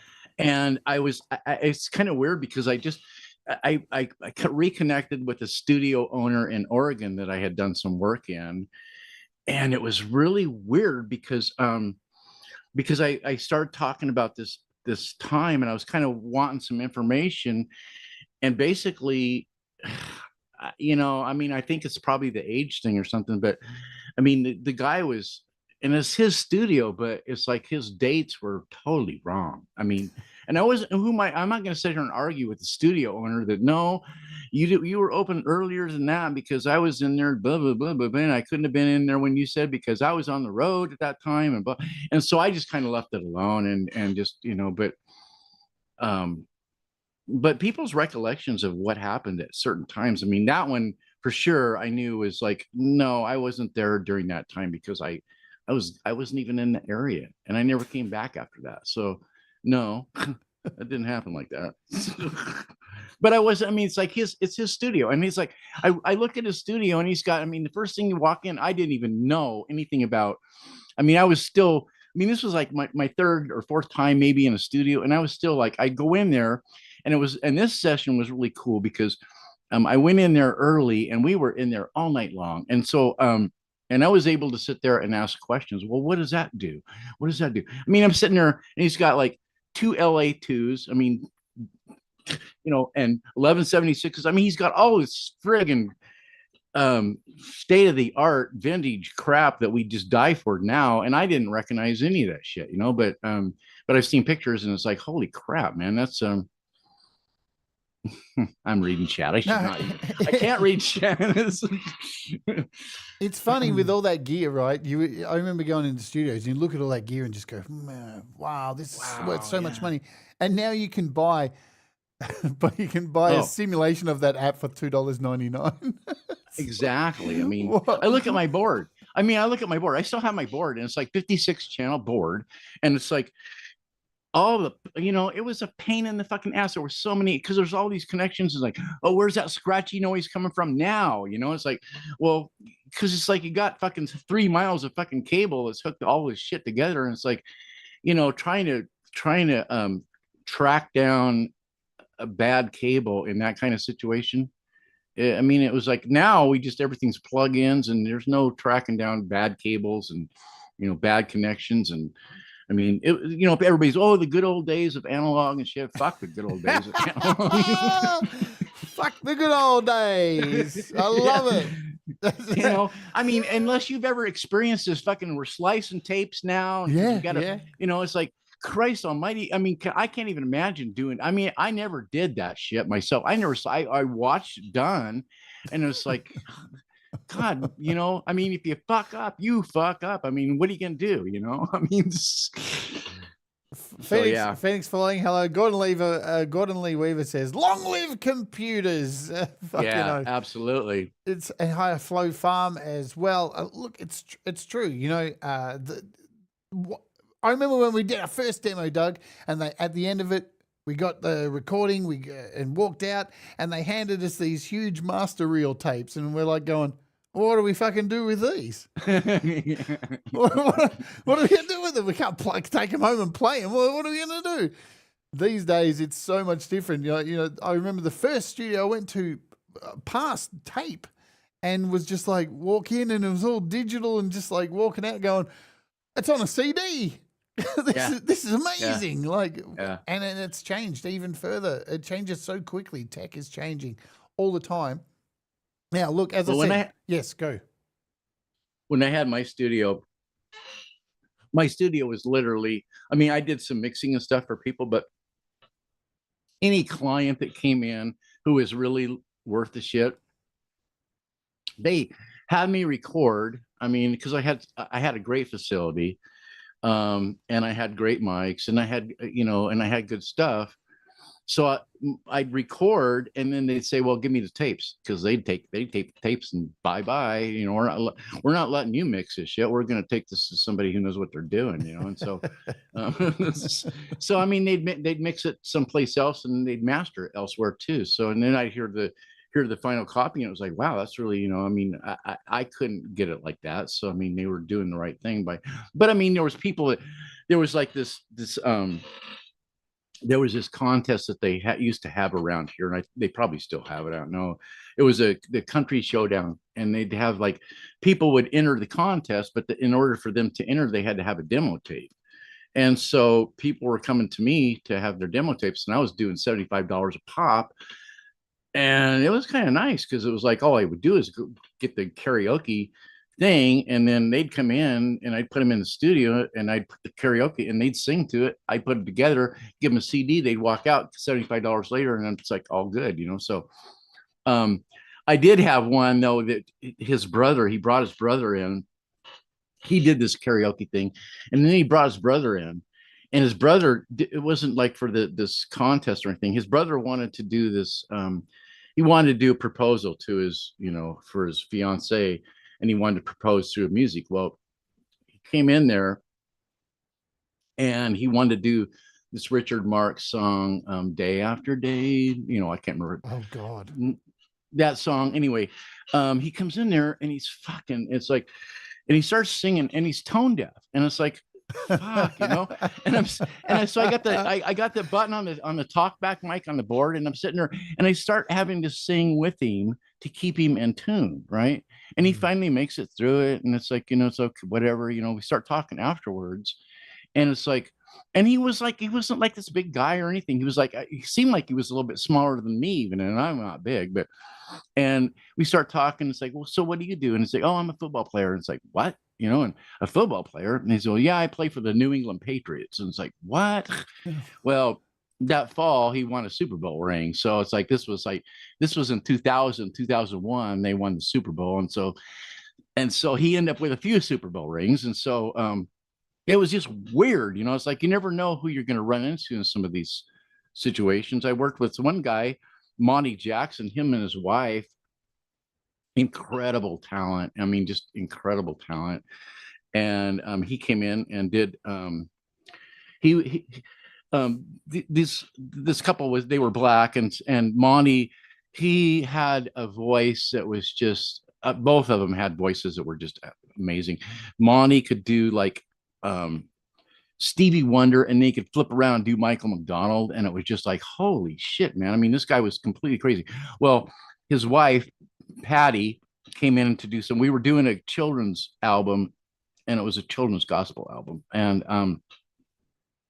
And his wife came in to do some backing vocals.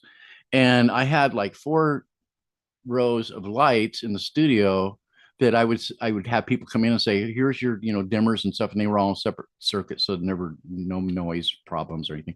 And I'd show them the dimmers and say, make it however, you know, the mood that you want it. She walked in there and grabbed all 4 of those things and went, bam, turned everything off. It was just pitch black in the studio. And it's like, okay, I've never seen that done before. And she walked in there, you couldn't even see her anymore. And all of a sudden, this voice from heaven, oh my God, her voice was so incredible. And but it was just so bizarre, just, you know, no lights or. Oh, I love recording in the dark. Yeah. Whenever I record here in this studio, bang, lights off. This is how I record in here. Because the blue lights behind me are enough, you know, and I feel calmer recording like this. Anyway, I better turn these back on so you can see my ugly head. But yeah, look, there's a studio I went to once, Doug, and that was their whole thing. That's what they did. They turned off all the lights. They felt really they had over years determined that artists, predominantly singers more than anything, because of course drums you kind of need to see what you're hitting. But singing, it actually helped people get into a mood, actually feel, because bright lights are very intense, you know, they can fuck with you heaps, you know, just, it's like walking into a 7-Eleven on LSD. Nobody wants to do that, you know. The worst one was when I had one client, she came in with bottles. I mean, there was like 2 bottles. It's like, holy shit, man. It's like, I really don't want people to be drunk in here, you know? And so, but she's like, you know, but I got to relax and calm down. Well, oh God, you know, well, she got relaxed and it turned out okay. But it was another one of those, you know, grab the talk back and help her through it. 'Cause, you know, exactly, you know, I mean, it's like, whatever, your money's as green as anybody else's, so it doesn't really matter if you can sing or not, you know. Well, you know, I when I was again younger, I used to look at engineers like they were cunts. I'd be like, well, you know, because you're paying them and you expect them to do this job, right? But the thing is, when you actually start engineering music yourself, you start to look at the other one and go, geez, these bands are irresponsible, moronic fucking dickheads who just and they're wasting my time. Yeah, here, just record, dude. Like, we don't need you to bring Sharon, your girlfriend, in here. I don't give a shit about her fucking, she's pregnant. Like, we're here to work. And I had this hardwood floor in the control room, and we were doing this one. It was a piano album we were working on, and this one song required drums, and so the producer thought, okay, well, we're going to bring these guys in, and this one guy brought in his electronics set him up in the control room. Well, before it was all said and done, I ended up with a big nick in my floor because of this, and it was like, and that was the last time I ever let anybody sit their drums up in the actual control room. You know, you know, I mean, you just fucked my floor up, and, you know, and there's a big nick in it now because, you know, your spear from your friggin' kick drum. It just took a chunk out of my floor, and we didn't even use a take. It's like both the bass player and the drummer got fired. It was like, son of a bitch, what a project that was. I mean, there were so many people got fired during that project. It was just, including me. That's the thing too. Like you book recording time, and you, again, like anything in life, you can't predict what's going to happen. And fuck, I've recorded some people and experienced myself. You book it 2 weeks in the studio, and what happens? First day of the studio, I get the flu. And you've paid, you've paid for that time now. You gotta make do with it. And Right. if you got a good engineer, they'll work with you. Like I've told this story so many times. We were in recording. I got the flu. I couldn't hit the notes. So the engineer was so on the ball. He was like, "That's no problem. Let's just slow down the tape," because we're recording to tape. And, just said, "Just sing it slowly." I know that trick. And I just sung, "I'll take you to the promise." If it's in this, it's still the same notes but lower. And he just sped the tape up, and not one person ever went, No. No one ever did that. So, if you got a good engineer, they know the tricks, and that's a trick that you used to do. And with me, I would just say in that kind of situation, I'd say, well, because I never was really booked that solid. I would just say, well, let's, no problem. We'll just take it when you're good, and we'll, I mean, your money's already been paid. So, just come back when we're good, and we'll just, don't worry about it. That's what I would do. But yeah, I was very catering to all my people. I mean, I had like a little kitchenette, and a refrigerator stocked full of anything but alcohol. I didn't have alcohol in there, but it was like water, pop, juices and all these different things. So I said, here, help yourself. There's a bathroom if you need to use a bathroom, and there's candy in here, and candy.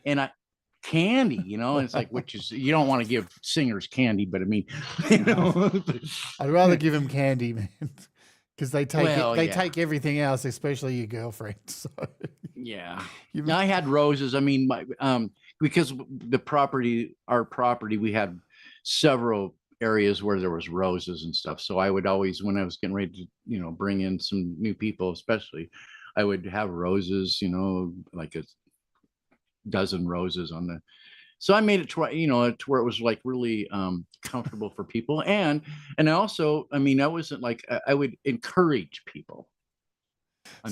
Sorry, Chris. No cookies. No cookie. No, there was no cookies. Although one time the producer on this one project had to actually leave, and because his stomach was so upset, and the room was, it was pretty good size studio and everything, but the bathroom was pretty close to it was part of the control room. And apparently his stomach was so bad that he didn't want to blow us all out. So he went into the house, and he ended up having to leave early because he was sick, and he was having all kinds of stomach issues. And but I had these fans. I had this fan up in the ceiling that I built, and it was like, and this studio had so much insulation in there. It was like, I calculated it out one time, and it was like R90 something. It was just ridiculous. And in the wintertime, people would come in, and it would be like, 10 degrees outside, or, whatever. I don't know in Celsius what that would be, but close to zero, and people would come in, and we'd start working, and within an hour I had the AC on, because it was just like, it was so insulated in there that just the equipment on and people in there, it was like warm. It was too warm. And this is January up here. So yeah. Do you miss recording artists? Do you miss it? No. No, I don't. No. Exclamation really. point! No, fuck them. Well, I don't miss, because it was like people. I miss the good times, which there was some good times too, but there was a lot of times when it was just a pain in the fucking ass, and it was like, and so and I end up having fights with people. It's like, I don't really. This is not. One thing that started happening toward the very end of that whole thing was I quit enjoying music so much, because it was now turned into a job. And I get this. And it was like, and the joy was kind of, and I was fighting with people. I mean, there was one guy who was refusing to pay me for shit that I'd done, and I'd worked for days on end to do these drums, and he wouldn't want to pay me for them because it's like, and it's like, just that kind of whole thing was just, and dealing with that kind of thing is why I wouldn't want to really. I loved working with the people that were fun to work with and that were easy to work with, and you go in there in a producer mode where you're trying to get the most out of somebody by encouraging them and just nothing but reinforcing all the positive things about what they bring to the table and trying to elevate their performance as best you can. And it happened a lot of times. It would work. You get people to really perform very well in the studio, but it was the people that were the pain in the asses that kind of left the most indelible impressions, I guess. Yeah, because our friend Ivan Idea, who worked on the charity albums and stuff, I interviewed him recently. He owned his own studio for a long time, and he's got back into it again now. And some of the stories we've heard of people just expecting so much more than what they've paid for. Like exactly, and it's like if you give an inch, man, like people they fucking take a mile and then they walk over you and tell other people, I walked all over this engineer. It's. Yeah. I mean, it's just that's why I wouldn't want to really do it anymore, because it's just, dealing with a lot of the people that you end up having to deal with. And at first they just seem just like normal people and like, it's not going to be a big issue, but it's just like you say, people are expecting something for nothing, and it's like, they want your undivided attention and not expect to pay a penny for it, so it's like, fuck that, I'll do that for friends and shit. That's not a problem at all. In fact, I like to do that for friends, but when it's somebody that's really not your friend and they're paying you and it's a professional type of thing, and it's like, and they start dogging you that you're not doing enough for them, and it's like, you don't even fucking see what I'm doing behind the scenes. When you're not around, I'm doing all this other crap, and and how do you think it gets to sound like this? It's like, so that part I don't miss at all. Yeah, and when it comes to, sorry, my brain's just stopped working. I'm just gonna not try and don't go there because my brain's not working today. We are virtually at the end of this show. Okay. I told you, man, 2 hours. But I know, and I've got millions more stories here too. I know. Like the time showing up at a job and they hand you snow shovels and you got to shovel out the parking lot before you even play. And this is like a tuxedo job. It's like, come on, really? It's like, fuck, But anyway. Yeah, no, come on. Let's do. We've never done this before. Do I have a timer? I do have a timer. What we're gonna do. What we're going to do is we're going to bring up this timer. Here we go. Here's my tools, my docs countdown timer, and it should be on the screen. Maybe can I put it on? I can't put it on the screen. I don't have my thing set up. But I'm going to run the clock, and you're going to give us a minute's worth of your best stories. You ready? Okay. Right. I'm going to run. Hang on. I'm going to run the horn, and then I'm going to put the camera on you, and when the horn goes off, you have to stop. All right? Okay. 3, 2, 1. Okay. In Montana, and this is in January of 1986, and we're going from Whitefish, Montana to Great Falls, Montana. And it's 3:00 in the morning, and it's about 10 below zero out, and we're in this old school bus that's been renovated, and the thing just starts to die because of gas line freezes. And the next thing you know, we're shutting off everything. Heater, radio, everything is getting shut off, and we're just cruising down the road with running lights, and we're freezing. Suddenly we get lights in the rearview mirror, and it's a cop comes and he has heat. We poke heat in the thing, and we're back and running. We get to Great Falls. We start setting up and playing, and we play for a day, and we go into on Tuesday to rehearse.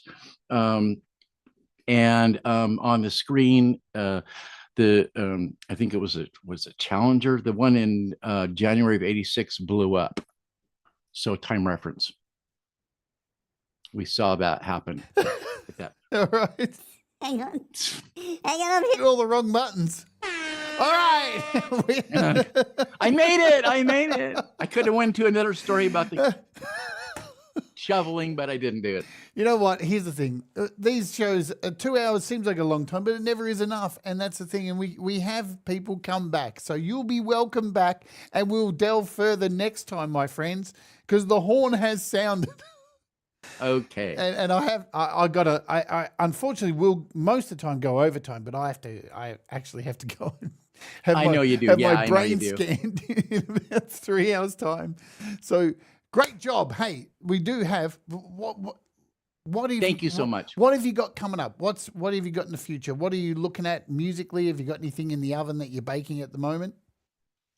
No, I'm pretty much retired, and I just do it for fun. And I love doing collaborations with people.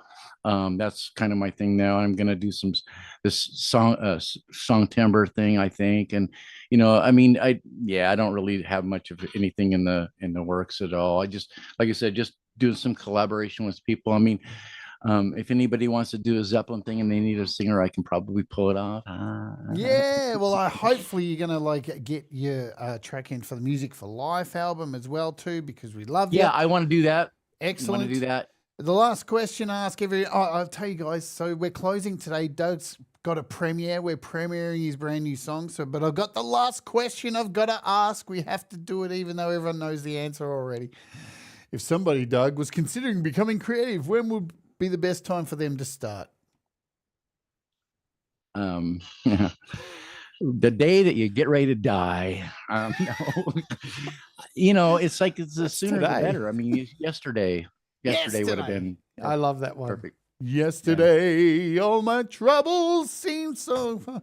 I should tell you guys what's coming up. I just put up a show. I had nothing planned for tomorrow for the Friday Fun Fest or whatever it's called, the Centipede Train. But, wrong one. Train. Here we go.